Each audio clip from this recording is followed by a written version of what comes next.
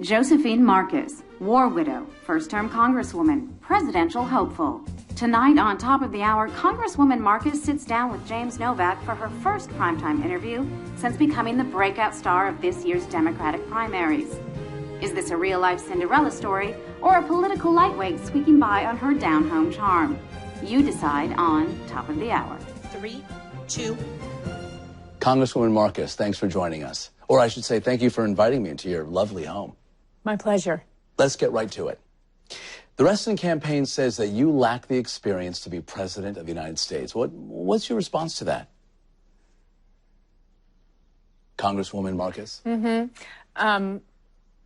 There's something my grandmother used to do whenever I'd start dating someone. I would tell her his name, and then she would say, "Oh, what part of town does he live in?" That was her way of asking if my boyfriend was white. Oh, yeah, my grandmother was an out-and-out racist. So I know what prejudice looks like. It's not about experience, James. It's about gender. It's offensive. It's offensive to me and to all the women whose votes he's asking for. I'm sorry. Are you saying that Governor Reston is sexist? Yes, I am. What the hell is she doing? And it's not just Governor Reston speaking in code about gender. It's everyone, yourself included. Excuse me? The only reason we're doing this interview in my house is because you requested it. This was your idea, and yet here you are thanking me for inviting you into my lovely home. That's what you say to the neighbor lady who baked you chocolate chip cookies. This pitcher of iced tea isn't even mine. It's what your producers set here. Why? Same reason you called me a real-life Cinderella story.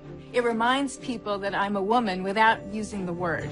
For you, it's an angle. I get that. And I'm sure you think it's innocuous, but guess what? It's not. Congresswoman Marcus. Don't interrupt me when I'm speaking. I have to stop this. Don't you dare. You're promoting stereotypes, James. You're advancing this idea that women are weaker than men.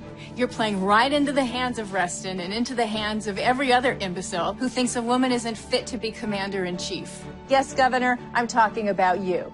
7 years I served in the United States Army, which is 7 more years than Governor Reston ever served. A fact you conveniently omitted from my intro. How about soldier? Lieutenant? Yeah, that was an oversight. I'm sorry. Unbelievable!